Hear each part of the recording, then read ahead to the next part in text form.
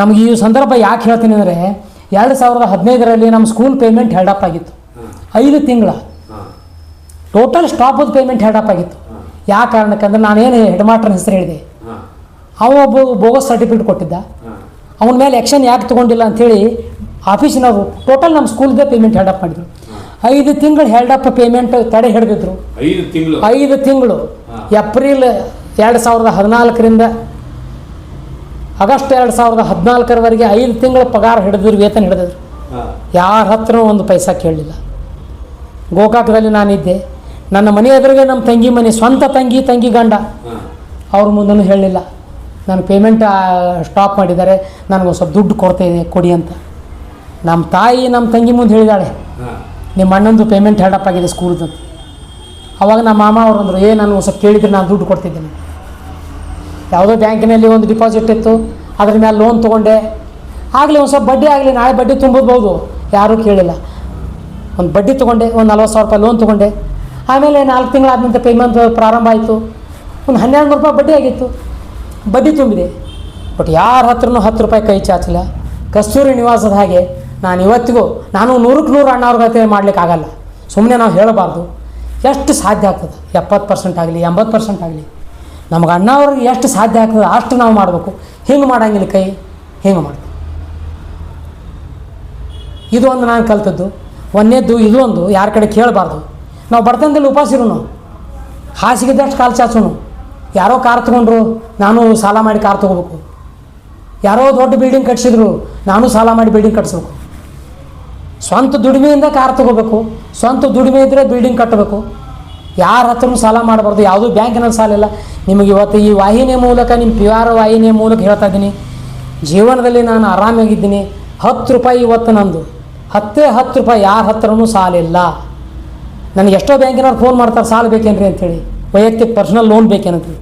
Loan ಬೇಡಮ್ಮ, ನನಗೆ loan ಬೇಡ, ನನಗೆ ನಾನು ಆರಾಮಾಗಿದ್ದೀನಿ, ಫ್ರೀಯಾಗಿ ನಿದ್ದೆ ಹತ್ತದ, ಮಲ್ಕೋತೀನಿ. ಒಬ್ಬಳ ಮಗಳ ಮದುವೆ ಆಗಿದೆ, ಇನ್ನೊಬ್ಬಳ ಮಗಳನ್ನ ಈಗ ನಾಳೆ 5 ತಾರೀಕಿಗೆ ಜಾಯ್ನಿಂಗ್ ಮಾಡಿಸ್ಬೇಕು, ಬಂದಿದ್ದೀನಿ. ಆರಾಮಾಗಿದ್ದೀನಿ. ಅಣ್ಣವ್ರ ಆಶೀರ್ವಾದ, ದೇವ್ರ ಆಶೀರ್ವಾದ. ಯಾವುದೂ ಸಾಲಿಲ್ಲ, ಯಾವುದೂ ಚಟ ಇಲ್ಲ. ಇಷ್ಟು ಗುಣಗಳನ್ನ ಅಣ್ಣವ್ರ ಹತ್ರ ನಾವು ಕಲ್ಕೊಂಡಿದ್ದು. ಆಮೇಲೆ ಸಮಾಜದಲ್ಲಿ ನಾವು ಸ್ತ್ರೀಯರಿಗೆ ಯಾವ ರೀತಿ ಗೌರವ ಕೊಡಬೇಕು, ನಾವು ಮಾತಾಡೋ ಮಾತು ಯಾವ ರೀತಿ ಇರಬೇಕು, ಸಂಸ್ಕಾರ ಯಾವ ರೀತಿ ಇರಬೇಕು. ಅಣ್ಣವ್ರ ಸಂಸ್ಥೆಯಲ್ಲಿ ಹೆಣ್ಣುಮಕ್ಕಳಿಗೆ, ಸ್ತ್ರೀ ಕಲಾವಿದರಿಗೆ ಎಷ್ಟೊಂದು ಭದ್ರತೆ ಇತ್ತು, ಎಷ್ಟೊಂದು ಗೌರವದಿಂದ ಕಾಣ್ತಾ ಇದ್ದರು. ಅದನ್ನೆಲ್ಲ ನಾವು ನೋಡೀವಿ. ಬೇರೆ ಚಿತ್ರಗಳಲ್ಲಿ ಹೆಣ್ಣಿನಿಗೆ ಹ್ಯಾಗೆ ತೋರಿಸ್ತಾ ಇದ್ದಾರೆ.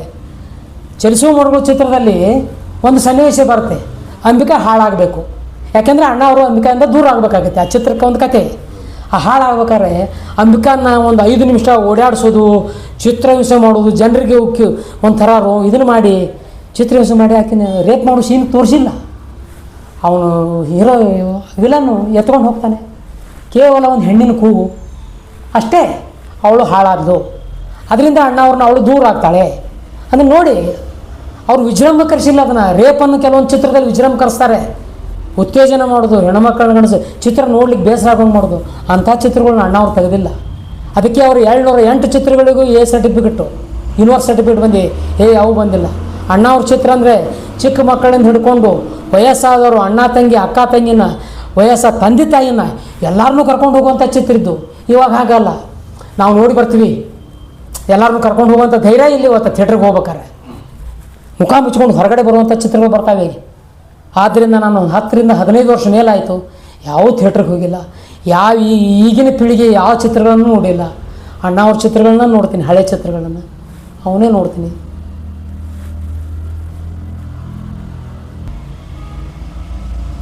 ಸರ್, ನೀವು ಅಣ್ಣವ್ರ ಚಿತ್ರದ ಡೈಲಾಗ್ಗಳು ಹೇಳೋದನ್ನು ಫೇಮಸ್ ಅಂತ ಕೇಳಿದ್ದೆ. ಯಾವ್ದಾರ ಒಂದು ಅಣ್ಣವ್ರದ್ದು ಡೈಲಾಗ್ ನಿಮ್ಗೆ ಇಷ್ಟ ಆದದ್ದು? ನನಗೆ ಒಂದು 4-5 ಡೈಲಾಗು ಅಣ್ಣವ್ರದ್ದು ಬಾಯ್ಪಾಟಿದೆ. ಆದರೆ ನನಗೆ ಇಷ್ಟವಾದ ಡೈಲಾಗು ಚಲಿಸುವ ಮೋಡಗಳ ಚಿತ್ರದ್ದು, ಆ ನ್ಯಾಯಾಲಯದಲ್ಲಿ ನಡೆದಂಥ ಸಂಭಾಷಣೆ. ಆ ಅಂಬಿಕಾ ಅವ್ರ ಮೇಲೆ ಕೊಲೆ ಆರೋಪ ಬಂದಿರುತ್ತೆ. ಅವರು ರಾಜ್ಕುಮಾರ್ ಅವರು ಅಂಬಿಕಾಳ ಪರವಾಗಿ ವಾದ ಮಾಡ್ತಿರ್ತಾರೆ, ಅವರ ವಿರುದ್ಧವಾಗಿ ಸರಿತಾ ಅವರು ವಾದ ಮಾಡ್ತಿರ್ತಾರೆ. ಆ ಒಂದು ನ್ಯಾಯಾಲಯದಲ್ಲಿ ಸಂಭಾಷಣೆ ನನಗೆ ಅತ್ಯಂತ ಸೇರಿದಂಥ ಒಂದು ಮನಸ್ಸಿಗೆ ಮುಟ್ಟಿದಂಥ ಒಂದು ಸಂಭಾಷಣೆ. ಯಾಕಂದರೆ ಹೆಣ್ಣಿನ ಬಗ್ಗೆ ಎಷ್ಟೊಂದು ರಾಜ್ಕುಮಾರ್ ಅವರು ಗೌರವ ಕೊಡ್ತಿದ್ರು. ಆ ಒಂದು ಸಂಭಾಷಣೆಯನ್ನು ನಿಮ್ಮ ಮುಂದೆ ಹೇಳ್ತಾ ಇದ್ದೀನಿ. ಯುವರ್ ಆನರ್, ಪಬ್ಲಿಕ್ ಪ್ರಾಸಿಕ್ಯೂಟರು ಅವರ ಪರವಾಗಿ ಕೆಲವು ಸಾಕ್ಷಿಗಳನ್ನು ವಿಚಾರಣೆ ಮಾಡಿದ್ದಾರೆ. ಅವ್ರು ಯಾರು, ಎಂಥವರು, ನಡತೆಗೆಟ್ಟ ಕೆಲಸದವರು, ದೃಷ್ಟಿಗೆಟ್ಟ ವಾಚ್ಮನ್ ಇಂಥ ಸಾಕ್ಷಿಗಳನ್ನು ನಂಬಿ ಈಕೆನ ಅಪರಾಧಿ ಅಂತ ನಮ್ಮ ಪಬ್ಲಿಕ್ ಪ್ರಾಸಿಕ್ಯೂಟರ್ ಹೇಳ್ತಾ ಇದ್ದರೆ ನಾನು ನಗಬೇಕೋ ಅಳಬೇಕೋ ಗೊತ್ತಾಗ್ತಾಯಿಲ್ಲ.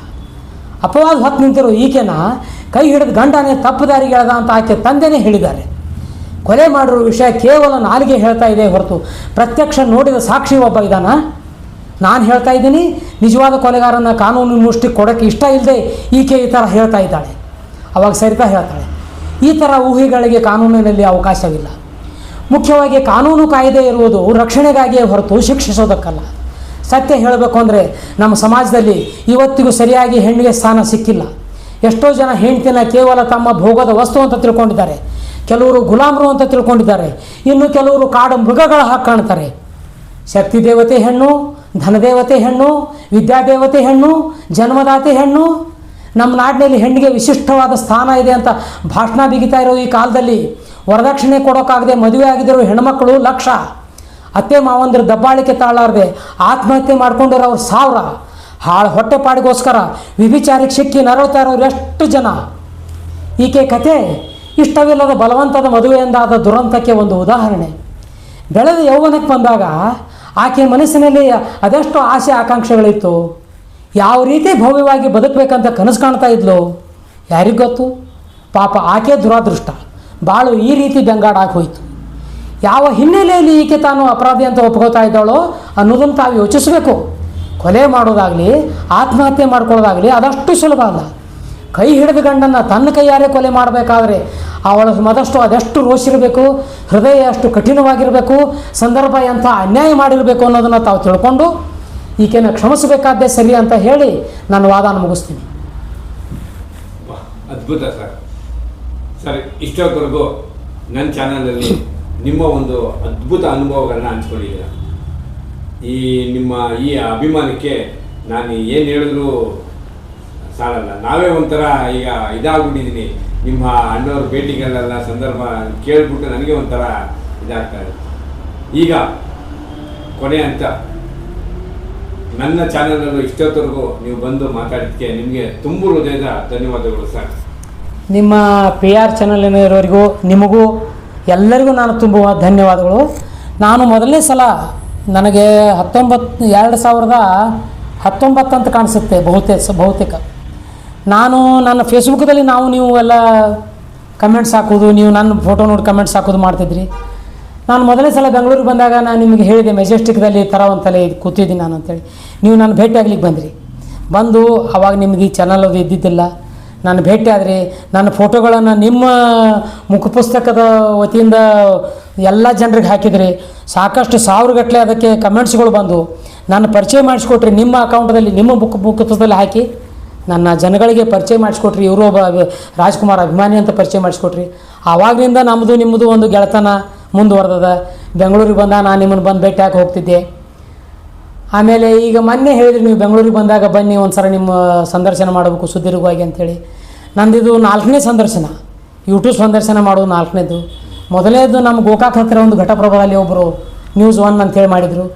ಅವರು ಸಂಕ್ಷಿಪ್ತ ಮಾಡಿದರು 18 ನಿಮಿಷದ್ದು. 2ನೇದು ಹರಿಹರಪುರ ಮಂಜುನಾಥ್ ಅವರು ಟೋಟಲ್ ಕನ್ನಡ ವಾಹಿನಿ ನಾಡುಕೊಂಡ ರಾಜ್ಕುಮಾರ್ ಅಂಥೇಳಿ ಅವರೊಂದು ಸಂಚಿಕೆಯನ್ನು ಮಾಡ್ತಿದ್ರು, ಅವರು ಮಾಡಿದರು. ಅವರು 3 ಸಂಚಿಕೆಯಲ್ಲಿ ಮಾಡಿದರು. 3ನೇದ್ದು ಸಂದರ್ಶನ ಗೋಕಾಕದಲ್ಲಿ, ಅದು ಒಂದು 20-25 ನಿಮಿಷದಲ್ಲಿ ಮಾಡಿದರು.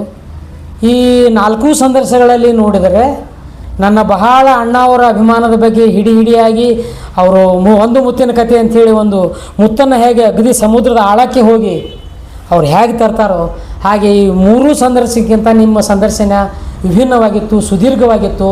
ಎಳೆಯಾಗಿ ಪ್ರತಿಯೊಂದನ್ನು ಬಿಡಿಸಿ ಅಣ್ಣವ್ರ ಬಗ್ಗೆ ಆಗಲಿ, ನನ್ನ ಹುಟ್ಟು, ನನ್ನ ಬಾಲ್ಯ, ನಮ್ಮ ತಂದೆ ತಾಯಿ, ನನ್ನ ವೃತ್ತಿ ಎಲ್ಲವನ್ನು ಎಳೆಯಾಗಿ ಅತ್ಯಂತ ಸಮಗ್ರವಾಗಿ ಸುದೀರ್ಘವಾಗಿ ನನ್ನ ಸಂದರ್ಶನವನ್ನು ಮಾಡಿದ್ದೀರಿ.